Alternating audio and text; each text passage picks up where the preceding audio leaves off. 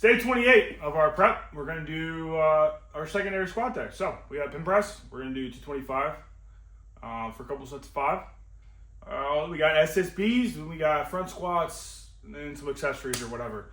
But yeah, I'm feeling pretty good. Actually, not gonna lie, feeling pretty decent.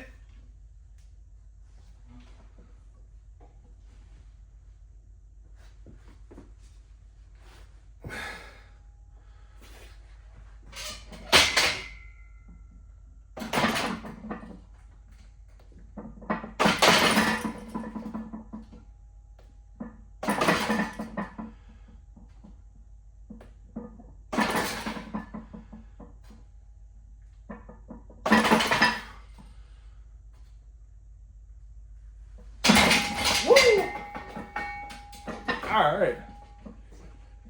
You know something I think is worth addressing, and not addressing too much directly, but just addressing it in general.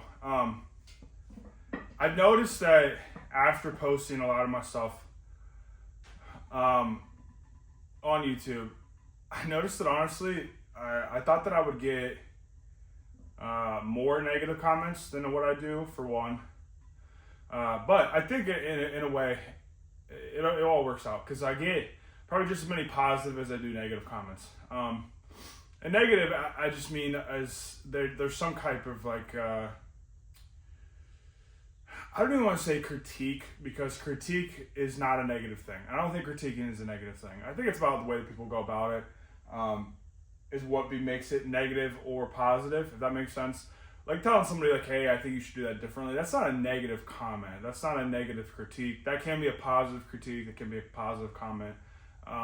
It just all depends on where it's coming from. And I don't take it personal. Just to be clear, I could care less. Just because, I mean, we have negative comments all the time. A lot of the negative comments we have are in our own heads. They're in our own doubts, stuff like that. So it is what it is. But I think it's funny that, honestly, just how I thought it would be different. I thought that it would be more negative than positive. And to be honest with you, there's probably even more positive than there is negative. I get a lot more people that comment nice stuff. They like what I did there. They like the weight. They like this. They think this is cool, whatever. But every once in a while, somebody comes across with some negative comments, in a way. But I don't know how I want to word it, but I think that honestly, man, like, let me do this set real quick.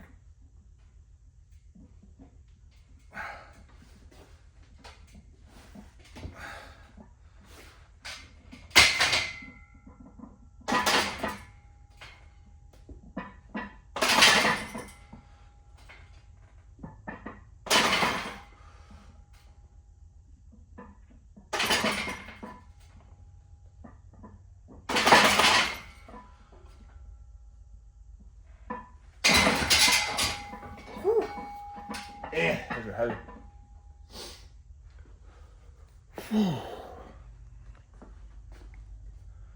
Getting negative comments, again, does not mean a critique is not a negative comment. But I feel like when the critique is a negative critique in a negative way, worded in a negative way, it becomes a negative comment. Then it's no longer a positive thing. It's no longer a critique, you know. But I don't know. I just want to talk for a sec about, like, I guess my mindset when it comes to that stuff and kind of how I think about it, kind of about how I move through it, if that makes sense. Not to say like I'm not. I mean, look at my stuff. I'm not big. I don't get a ton of views. I barely get more than a handful of views per video, which is fine for right now. But I still, the level that I'm seeing, I do see every comment. I do see all the stuff. So I do respond to that stuff. I do look at that stuff. So I do see it, but I gotta be honest with you, it doesn't really affect me too much. And it doesn't really affect my mindset too much. It also doesn't affect like what I'm doing too much. You know what I mean?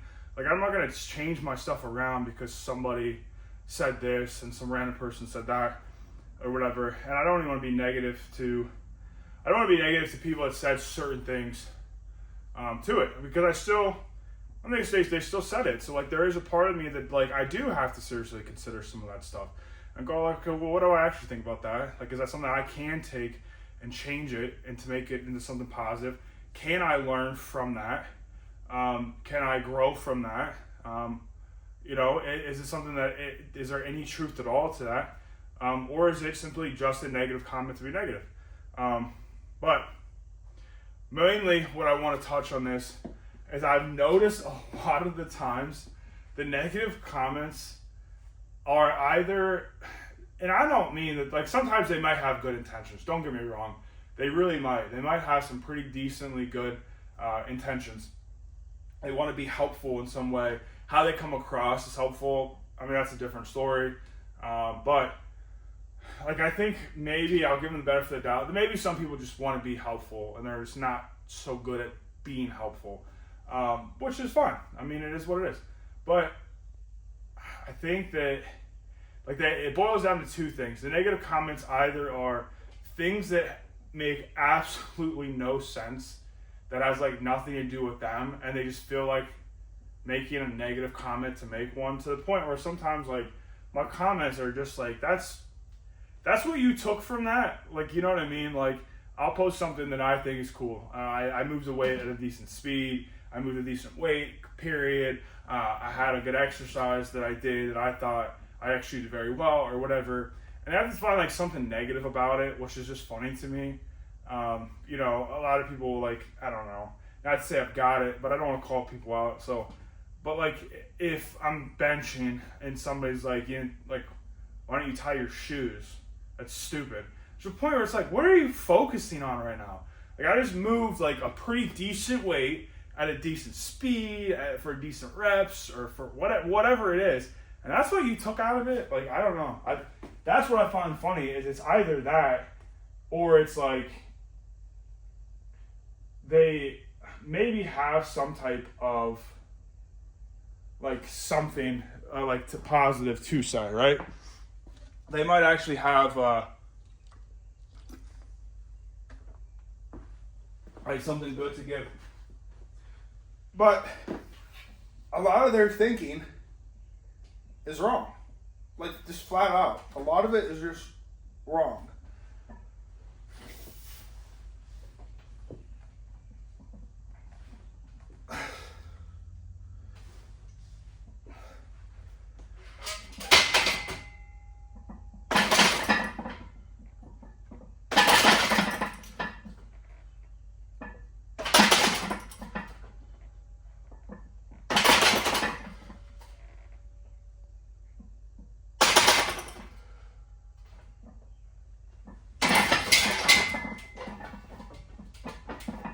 Oh, man. Yeah, like, and they're wrong, at least to me. They're wrong because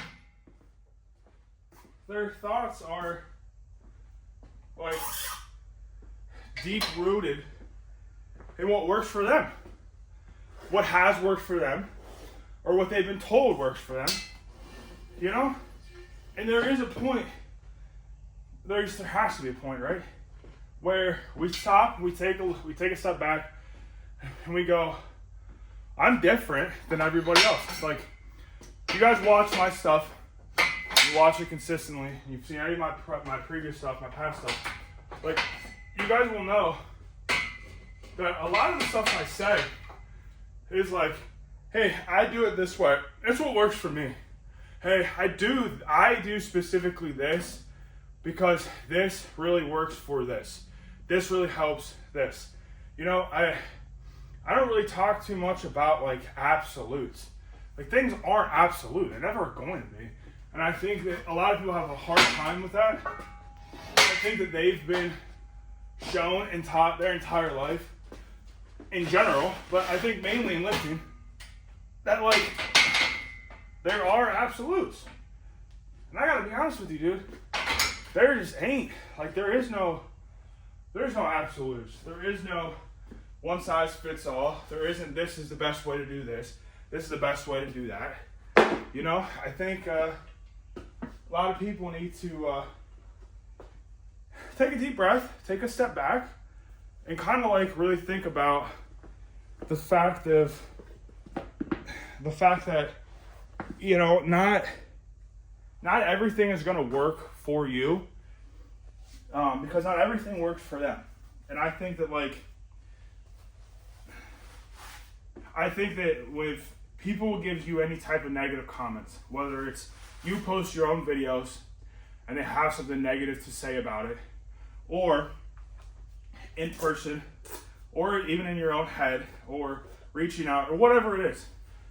If you're getting some type of negative comments, especially, I like to think about it like in life in general, but I can bring it back to lifting to keep my mindset there when I am doing stuff about lifting, or in life, I can translate it then back to life.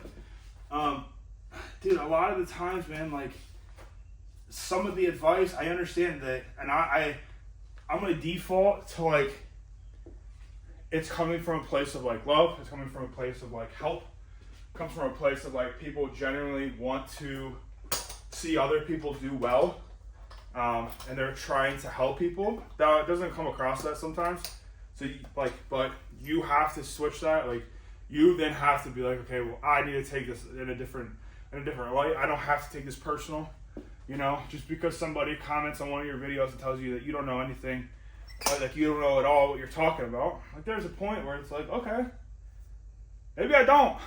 Do you know what you're talking about as well? Like, can you better explain it to me then? Like, I don't know. That's kind of how I think about it. It's kind of how I handle this stuff. You know, in a positive, like, manner. I don't have to turn this, like, negative comment into something more negative. Right?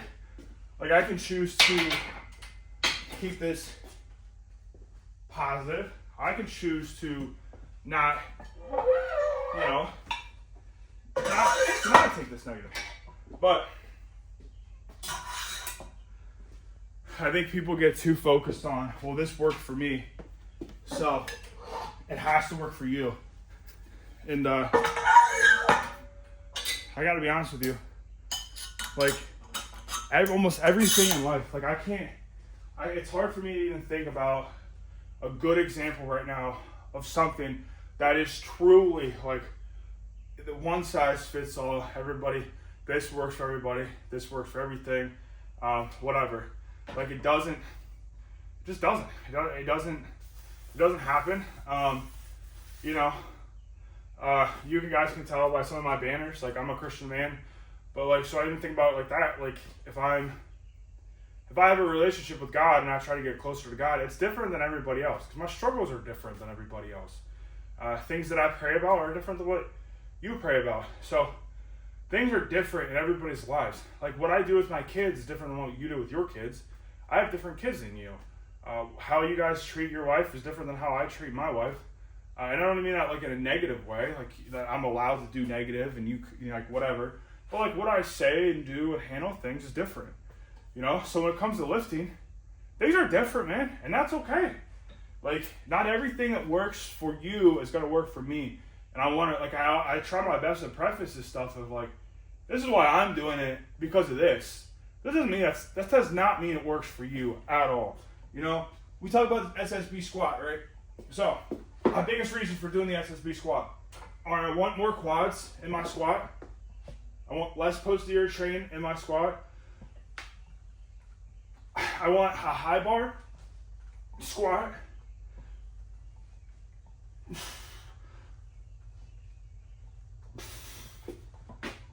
But I don't want to do high bar. I want something a little higher. Like, I want something that is going to be more knees over toes than a high bar. But I don't want to do a front squat. At least not for this movement. I want my main movement to be something in between a front squat and a high bar. Because right now, being as far out from the meet as I am, I need to build quads. I also need to build confidence in my quads. I need to build the movement pattern for my quads, which means if I'm used to my squat, if I'm used to my knees only coming forward so far, and I don't have the trust in my quads that I've built them, and I never extend farther, I never push my knees farther over my toes in my descent, and I can't trust them, no matter how much I build them, if I don't have the movement pattern down, then it's not there. And like, it won't ever translate, you know? So if I use an SSB, which forces me to put more knees over toes, I have to get confident knees over toes. I then get confidence in using my quads more. My quads get worked more, my quads get stronger. I learn how to use them more. It translates very well. I don't know, it's just like, that's where my head's at. And honestly, I've learned that from other people. I've learned that mostly from Seth Albersworth, who has a really good channel, posts vlogs all the time, same as me, a lot of informational stuff. He posts a lot of stuff talking about that, about sometimes there's movements that we do to get stronger, there's movements that we do to get movement patterns down, and then there's movements we do that do both. There's things that will help our weakness and will get us to do certain things. So, an SSB squat is a very high bar squat, extremely high bar. This pad sits on the back of my neck almost. It does not sit on top of my traps like a high bar. It's just going up higher than what a high bar is. Now we can talk about a lot of other things. It saves my shoulders a little bit. My shoulders are beat up as it is. So that's really wide. I squat with my arms decently narrow. My shoulders get beat up. It gives myself a good break. Like, I don't have to put my arms behind my back. This is, if anything, I like it because it gives my shoulders a break. Regardless of that, in an SSB squat, I have to push my knees over my toes, right? I have to get in my quads.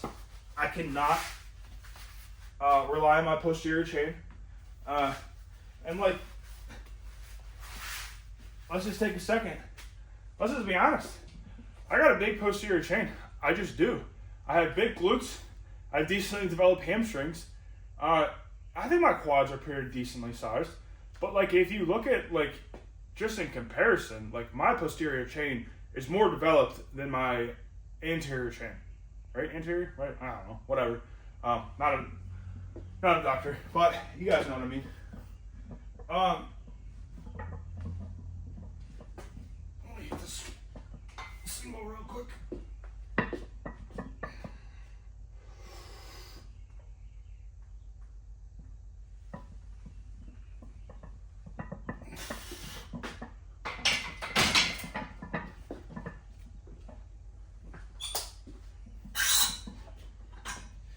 So, I do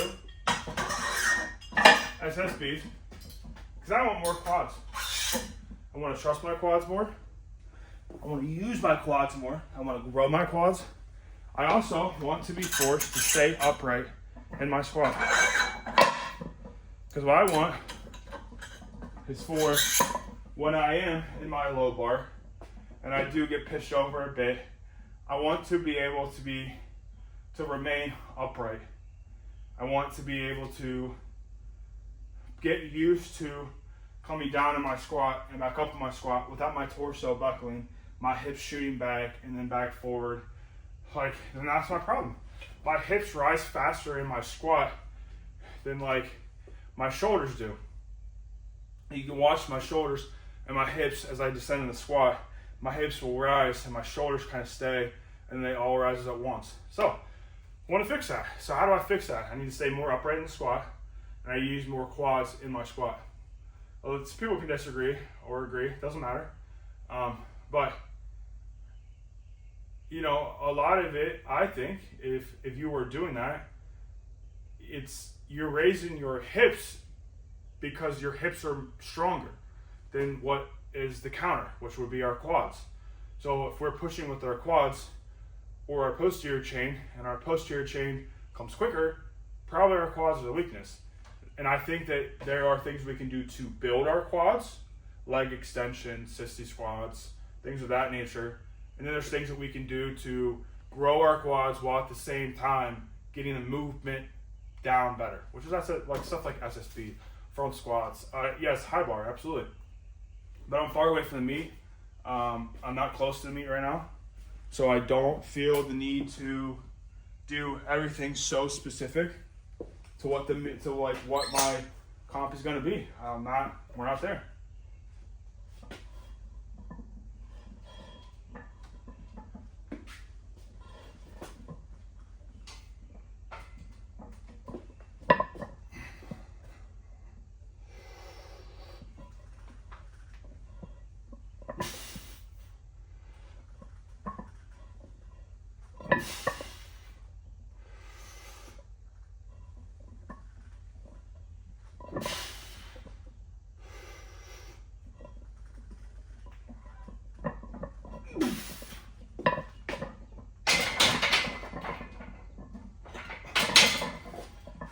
Whew.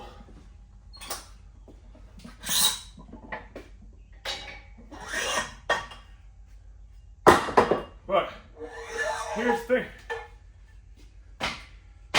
Just because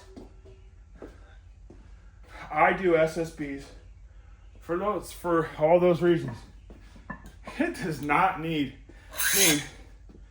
that you need to do SSBs for the same reason. And just because I squat more than you, squat less than you, squat around what you squat, doesn't mean that you should do SSBs. There's a lot of factors that have to go into this, that should go into this, that we have to be mindful of.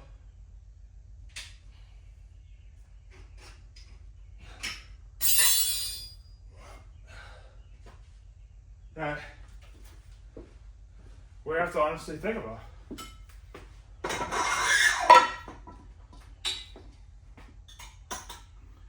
And honestly,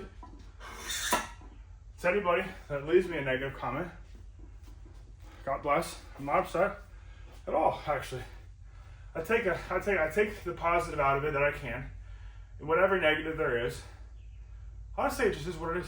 I mean, I don't know. It doesn't affect me personally. So if people say it to affect me, then I don't really know what the point was. To me, the honest to God truth is you're just a stranger on an app that I have no clue where you're at. You have no clue where I'm at. And you don't really dictate what I do and don't do, because it goes to my point. If I do SSBs for the reasons I just listed, but I'm built the way that I'm built, right? I think I got called short yesterday, which is funny. But I'm 6 foot tall. I have a very long torso compared to the proportions of my legs. I have the torso of a 6'4" man, and I have the legs of a 5'10", 5'8" guy. I don't know why, but it's just the way that it is. My arms and legs are very short. My torso is very long, but I am of normal average height. I think I'm just under 6 foot. I'm 5'11" and 7'8" or something crazy. I'm just under 6 foot. I'm differently built than how you are, though. I guarantee you that.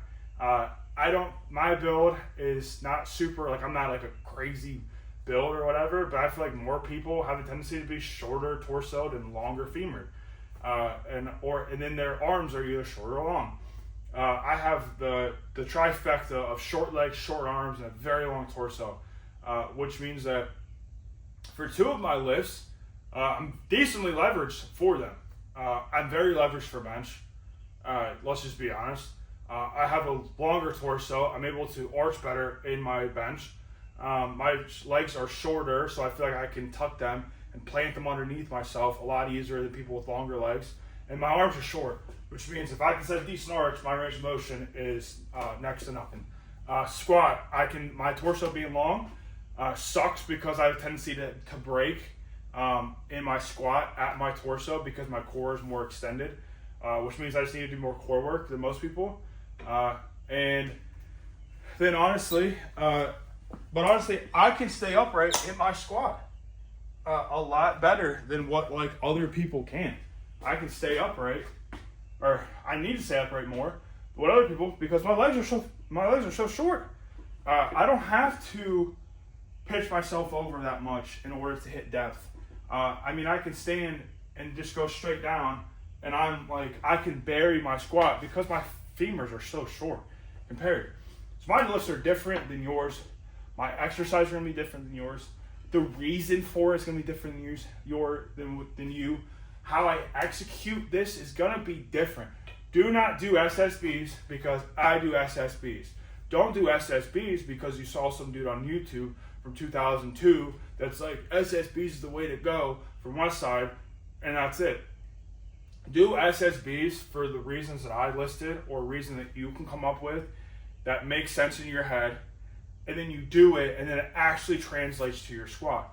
That's what you need to do. So if I continue to hammer out SSBs, and everybody tells me it's stupid, but it makes my back squat go up, what does it matter? Like, look at the way that I'm built to squat. Upright squat. Need to get more quad work. I'm already posteriorly chain, advantage compared to my anterior chain. I already am more developed on my back than on my front for squats. So I need to focus more on my fronts while staying upright in my squat, which is SSBs, staying in my quads more, which is SSBs, saving my shoulders because my short little arms, that honestly, the way that they're built anyways, it's hard for me to get my arms back behind me because my upper arm is shorter than my lower arm, which is SSBs. But does not mean that you need to do SSBs. You might need to be doing some pause squats.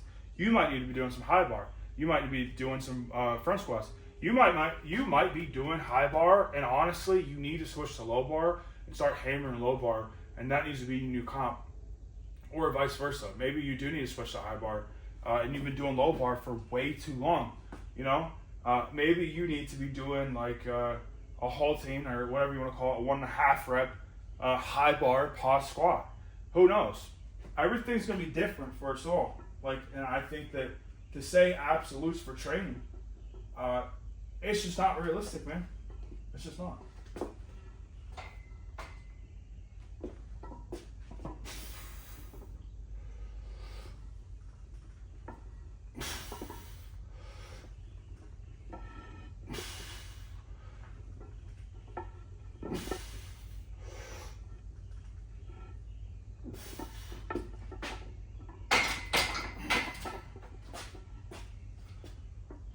So anything you watch of mine, anything from now on, everything is with a grain of salt.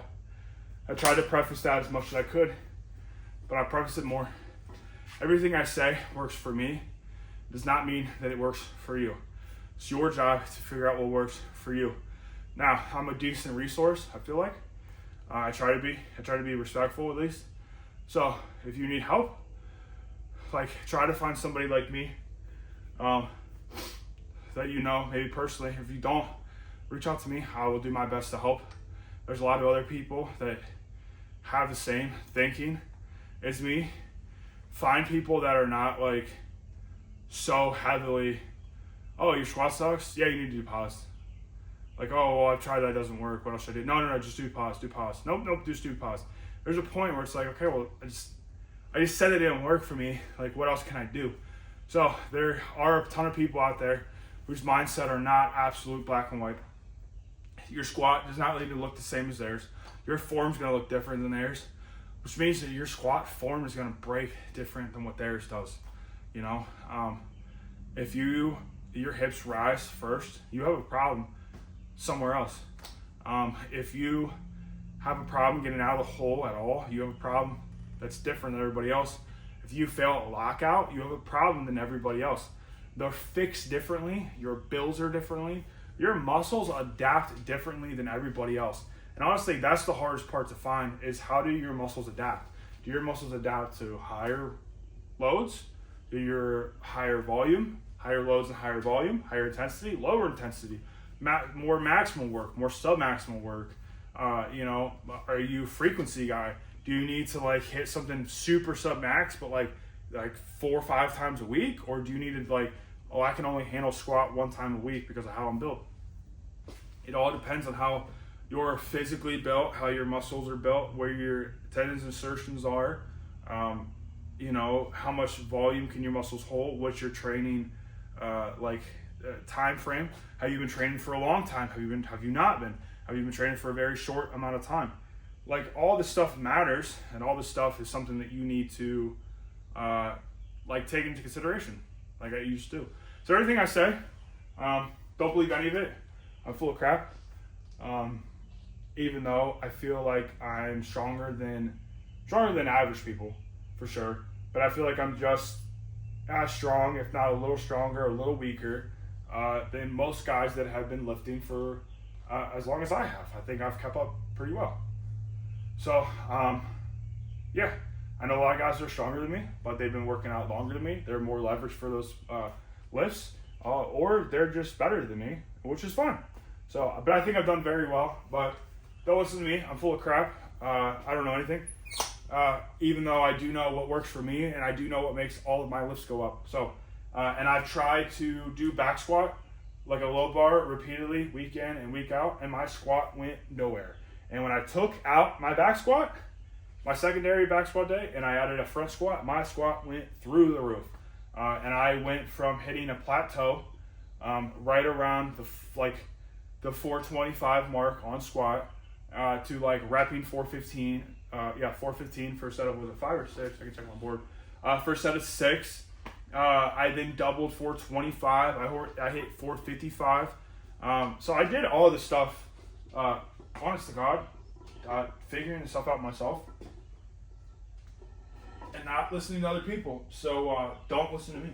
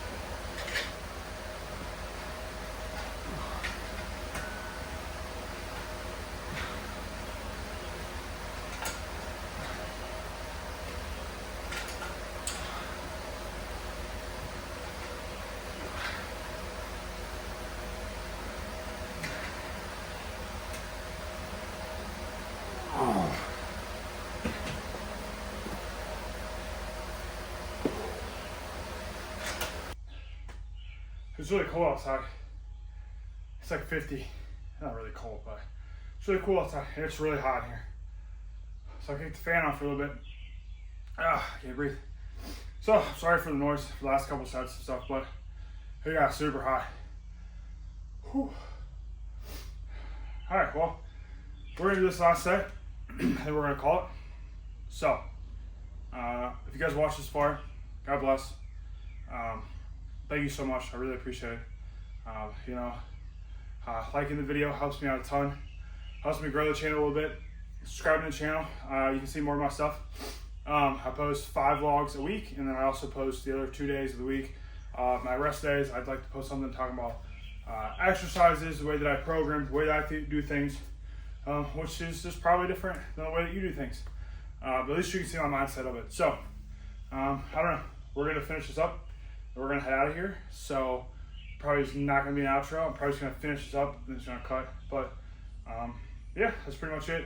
I just want to, I guess, finish it off by just like recapping a little bit or just going back to it. Like, take the negative stuff that people say, find the type of positive out of it that you can, and that means like trying to find like what the love that they're trying to give you is, taking that out of there, and then adapting and going, okay, well maybe they mean this or maybe they mean that, so I can take it in this direction.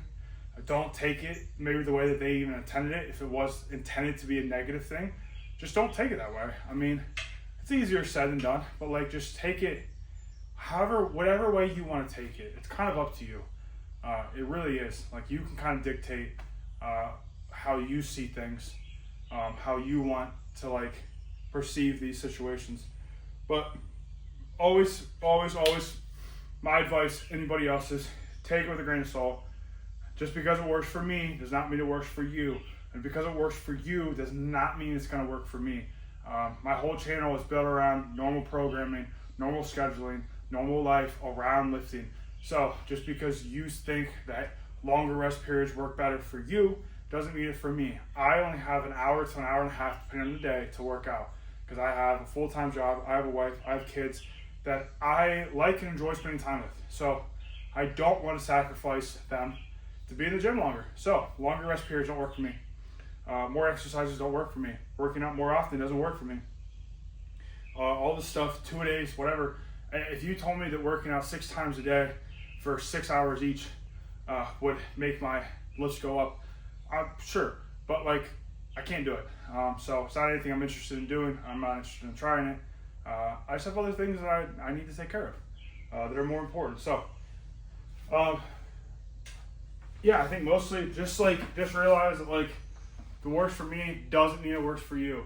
If you're built like me and you have a similar like thought process, and then you also have like similar like sticking points, similar training age, stuff like that, by all means try what I have to say out. But just use my thinking more of anything than using what I actually say. If I want to talk about SSB squats and front squats, how it's helped my squat because of the quads and what it does and how it gets me in this movement or whatever. If your quads aren't the weakness and it's your posterior chain, use the same thinking for your posterior chain. Take the same thing, find movements that work your posterior chain, find movements that help you get the movement pattern down of using your posterior chain, find one that does both, and do one of each, like do one that works. Do one that gets you to like in the mindset or gets you like used to that pattern, and do one that like does both. And honestly, the one that does both, hit it hard, then go to the one that's going to work out what you need to, and then on another day do the one that's going to get you to be in that pattern, if that makes sense. It's easy, super good way to think about it, super simple. So